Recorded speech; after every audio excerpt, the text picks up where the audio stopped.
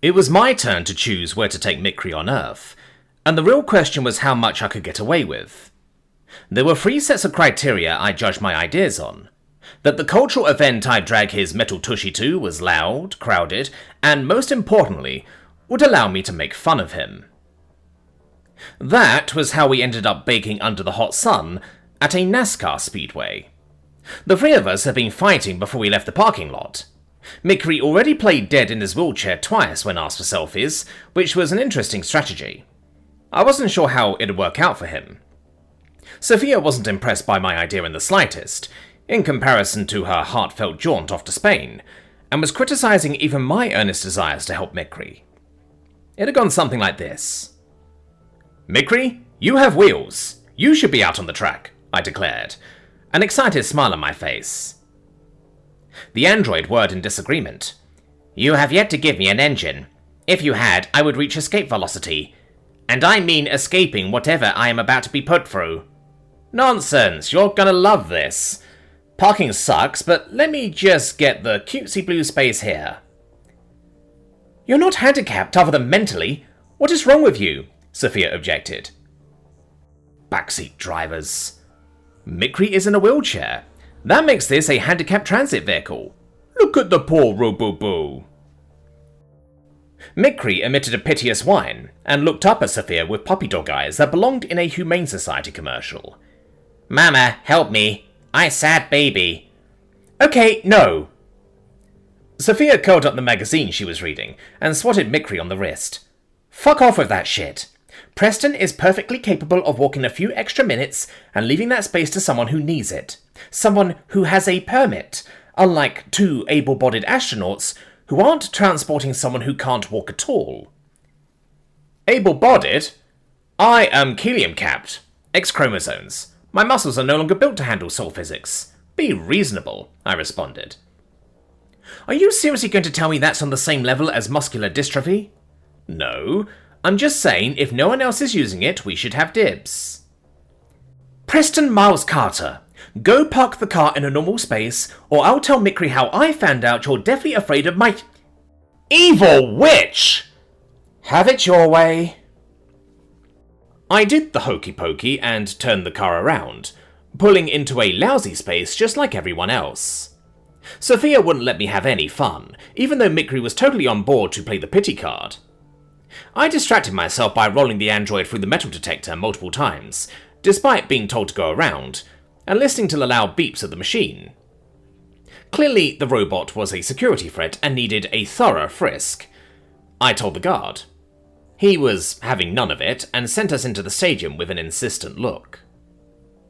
Once inside, my priority was to make a beeline for the concessions, so that Mikri could get the full race day experience.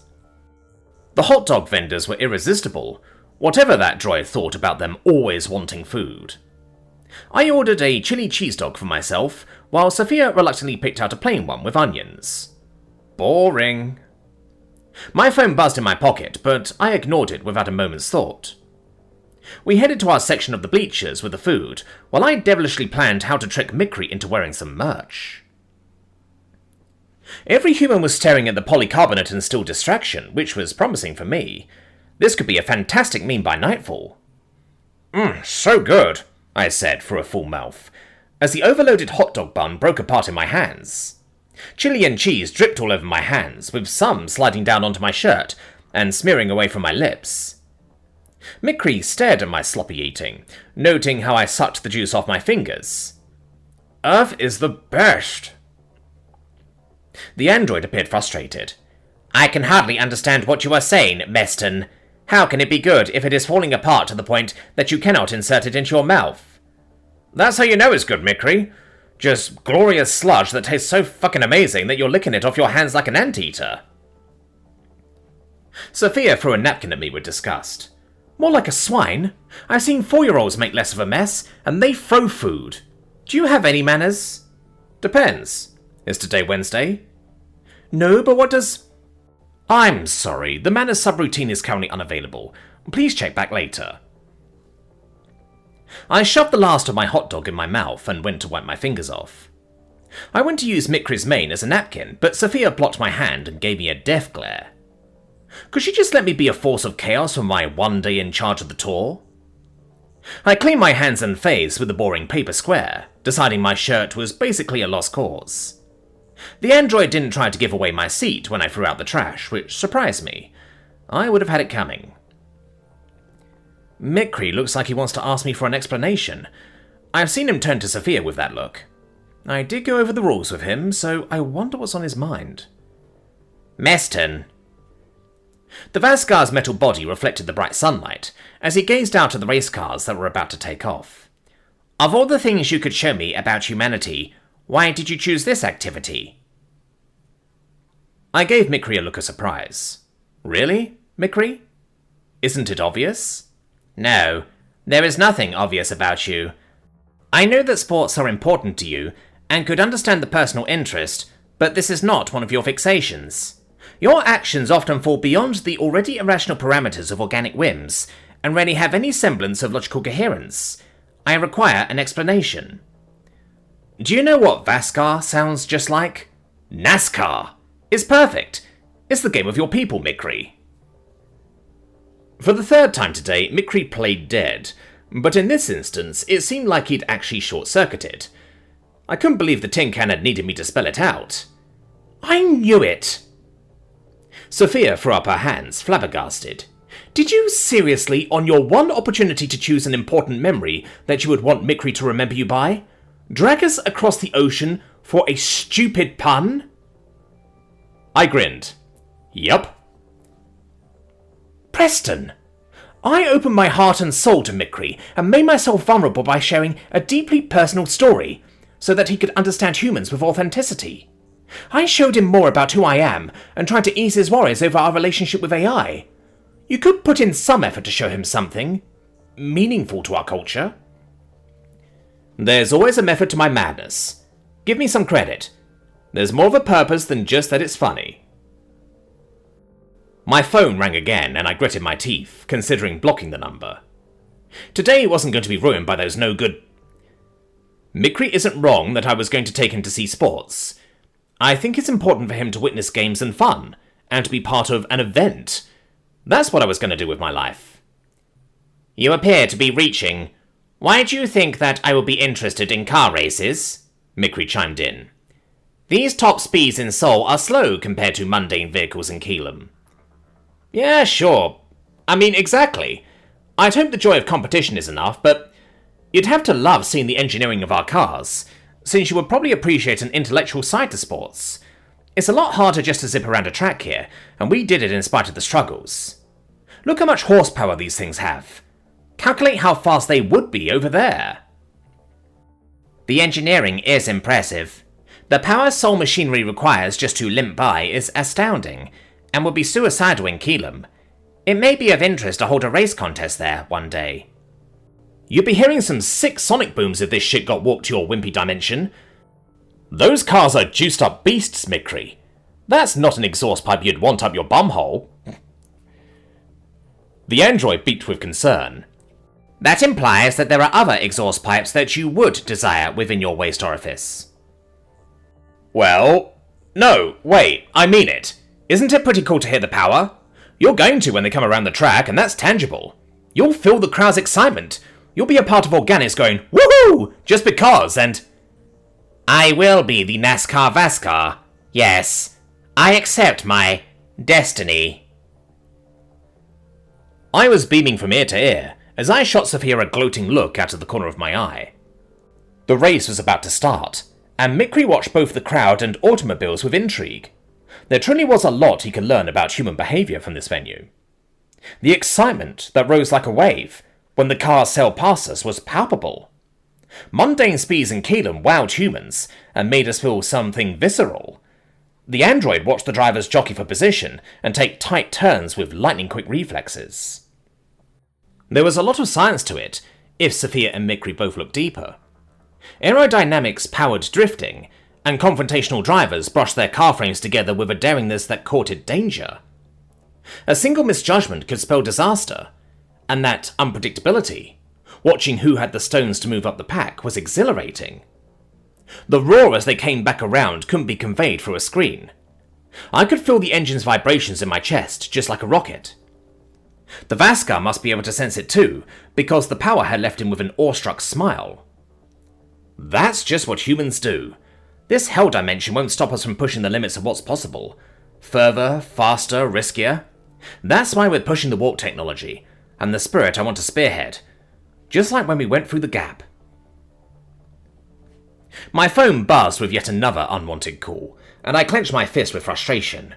God! She won't take a hint! Who's calling you? Sophia asked. My mother. We haven't had a live conversation in years, and I'm happy to leave it that way. This is why I never came back to Earth. She'd have non-stop access to badger me. The scientist's eyes glimmered with sympathy. You always wanted your family to acknowledge your accomplishments, didn't you? Maybe they finally have to.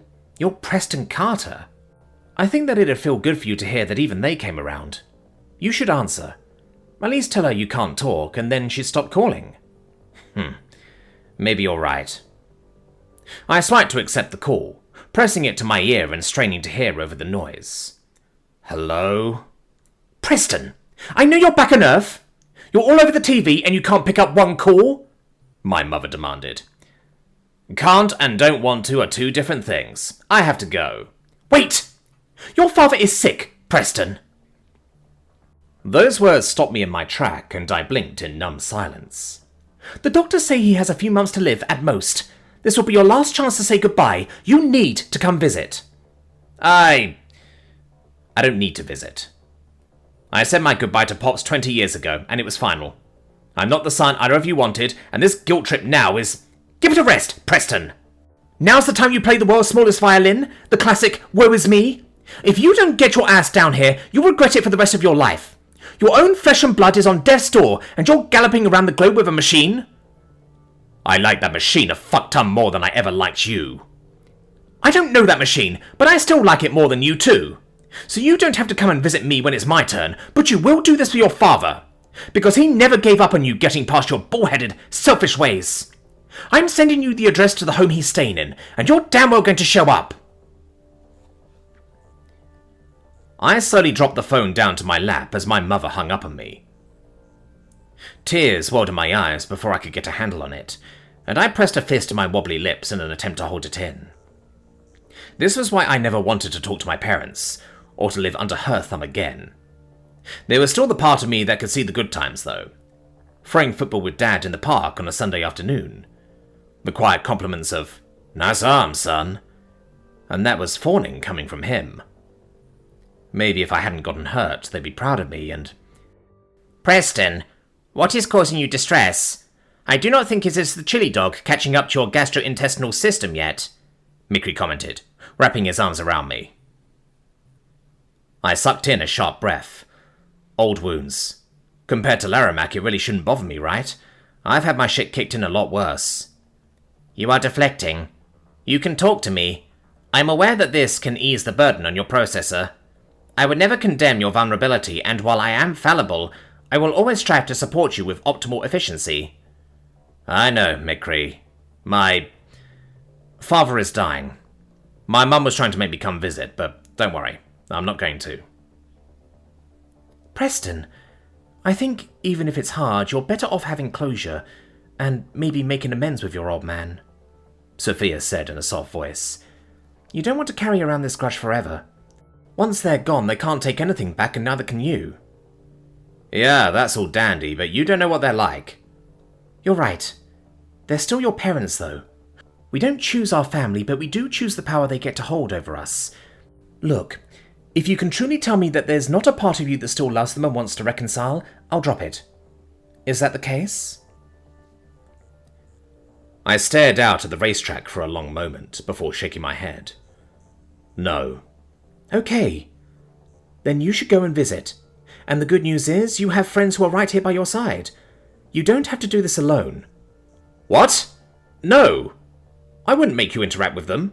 I want Mikri to enjoy his fucking trip. Let's just focus on that.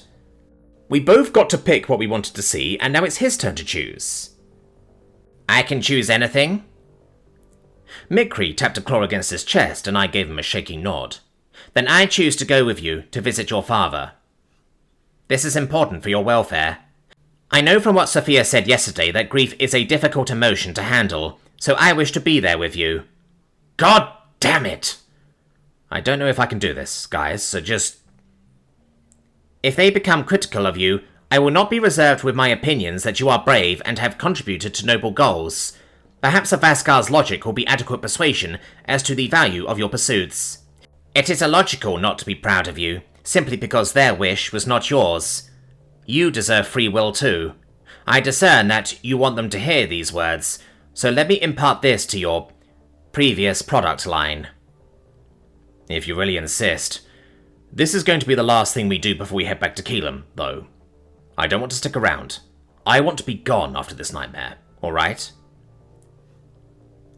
Sophia wrapped an affectionate arm around me. If that's how you want to handle it, then that's what we'll do. We're with you all the way, Meston. Just like the chili stains on his shirt, Mikri agreed.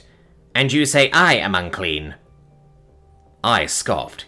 You're dustier than a crypt. Good, that sounds emo. If you can recall that song I wrote for you after the Spacegate battle, I will find a way to write this lyric into the second verse. Will you now? Even I'm waiting to hear that, Sophia snorted. Calculating. Output formulated. I waved an impatient hand. Go on. The whole race will be done before you spit it out. I'm dustier than a crypt, but at least I don't smell like shit. Humans might make cars go vroom, but can't be cleaned even with a broom. Hey, this song is a lot less nice than I remember it being. Plus, you ruined the rhythm, hurrying through extra syllables at the end. Mikri made his eyes glow red, turning his voice to a throaty growl. Room. Having been cheered up enough to focus on the race, I joined the NASCAR Vaskar in watching the cars complete their laps around the track. I was dreading the end of this trip, with a visit to my father hanging over me. However, I wasn't going to let it ruin the rest of my fun excursions with Mikri, because the Robobo was an absolute blast to be around. Whatever happened with my family, I was lucky to have two amazing friends by my side.